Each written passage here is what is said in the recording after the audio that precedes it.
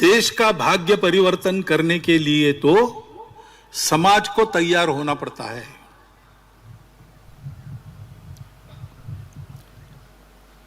The darkest hour ऐसी एक film है, चलती है चैनल पर। दूसरे महायुद्ध में इंग्लैंड तबाह हो रहा था,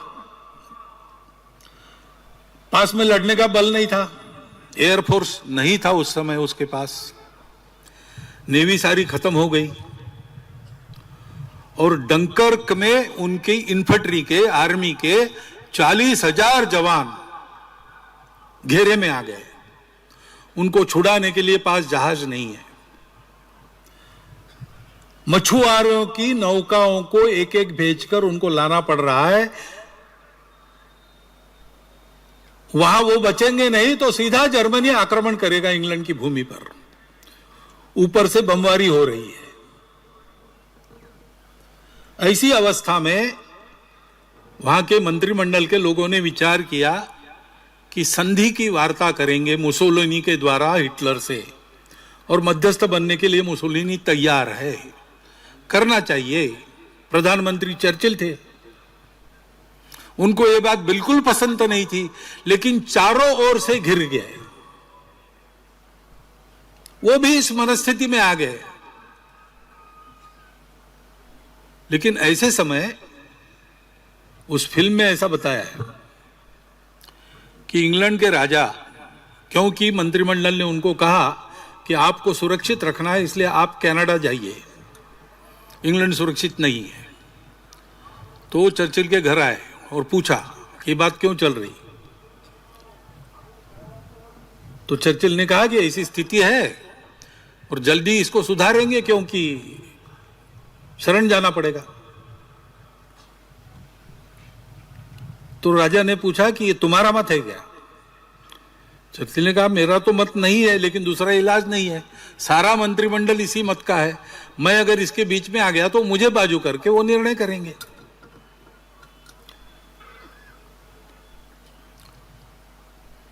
तो राजा उनको पूछता है कि तुमको चुन के किसने दिया? मंत्रिमंडल ने चुन के दिया? बोले नहीं, जनता ने चुन के दिया। तो जनता क्या सोचती है जरा देखा। तो चर्चिल मेट्रो में जाता है, लोग आश्चर्यचकित होते हैं प्रधानमंत्री मेट्रो में देखकर। वो पूछता है लोगों को, और लोग कहते बिल्कुल नहीं, हम लड़ेंगे, हम शरण नहीं होंगे, हमको नहीं झुकना है, हम आने नहीं देंगे उनको अंदर। उनका सामर्थ्य नहीं है, लेकिन उनका हृदय ये है।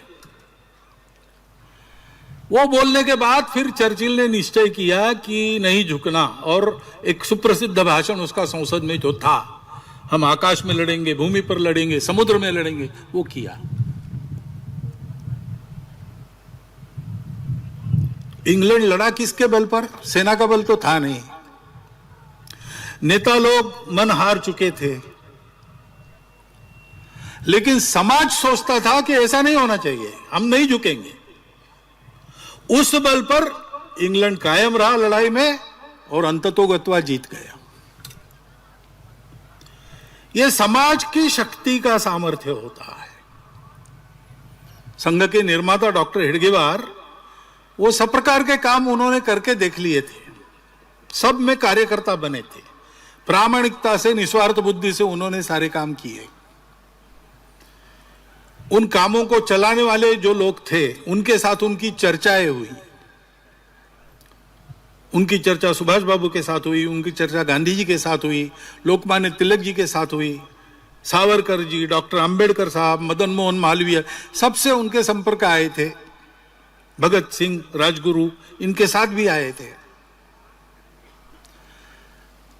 इनके साथ चर्चा और प्रत्यक्ष कार्य के अनुभव से उनके ध्यान में आया कि सब लोग ऐसा सोचते हैं कि जो विषय हमने हाथ में लिया है, किसी ने देश की स्वतंत्रता हाथ में ली है, किसी ने अस्पृश्यता को निकालने का बात हाथ में लिया है, किसी ने समाज के और सुधारों को सोचा, ये सब तो हम पूरे कर लेंगे, परंतु बार बार ये समस्याएं नहीं आएंगी, इसकी गारंटी क्या है? क्योंकि इतिहास को देखते हैं तो सिकंदर के समय से जो आक्रमण शुरू हुए वो ब्रिटिश राज तक आक्रमण ही होते रहे सदा। मुट्ठी भर बर्बर लोग बाहर से आते हैं, हमसे गुणों में श्रेष्ठ नहीं है, संपत्ति नहीं है उनके पास, हमारा शौर्य पराक्रम उनसे कई गुना ज्यादा है, लेकिन देखते देखते वो हमको गुलाम बनाते हैं। बार बार ऐसा होता है, एक बार होने से हम सीखते कुछ नहीं, आपस में गद्दारी का काम वही वैसा ही चलता है। और इसलिए इस समाज की स्थिति को सुधारना आवश्यक है। वो नहीं करेंगे तो हमारे काम पूर्ण नहीं होंगे, फुलफिल नहीं होंगे, किसी को ये काम करना पड़ेगा। तो डॉक्टर हेडगेवार ने सोचा कि बड़े बड़े जो विषय है उसमें सब बड़े बड़े लोग लगे हैं, उसमें और किसी व्यक्ति की आवश्यकता नहीं है, समाज उनको समर्थन दे रहा है। तो ये जो सबके कामों को पूर्ण करने वाला काम है वो करने का प्रयास मैं करता हूं। इसलिए उन्होंने चिंतन किया, तब उनके ध्यान में आया कि भारत की इतनी विविधता में भारत प्राचीन समय से एक देश रहा है, ये कोई अंग्रेजों ने बनाया हुआ देश नहीं है। हिंद स्वराज में महात्मा गांधी लिखते हैं, प्रश्नोत्तर के रूप में वो ग्रंथ है, युवा पूछता है वृद्ध उत्तर देता है। तो युवा पूछता है कि भारत को एक कैसा करेंगे, तो वृद्ध उत्तर देता है कि भारत एक नहीं है, ये भी तुमको अंग्रेजों ने पढ़ाया है। अंग्रेजों के आने के बहुत पहले से भारत एक देश है,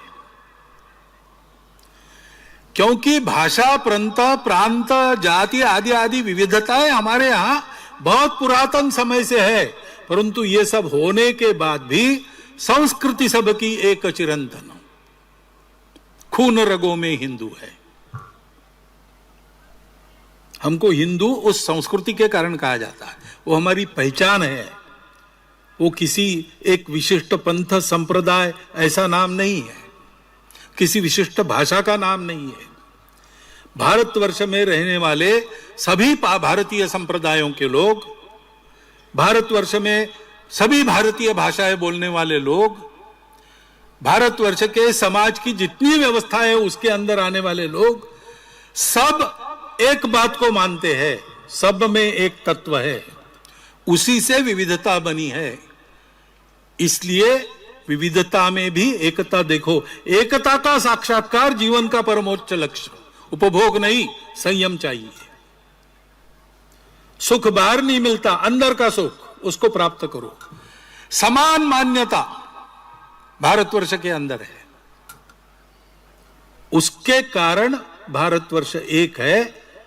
उस बात को आज हम कहते हैं तो लोग कहते हैं आप हिंदुत्व बोल रहे हो, आप हिंदू हो। Stay ahead with our cutting edge news app. Instantly access the latest shorts in just 1 minute and breaking news in just 50 words. Download now for a smarter, faster news experience.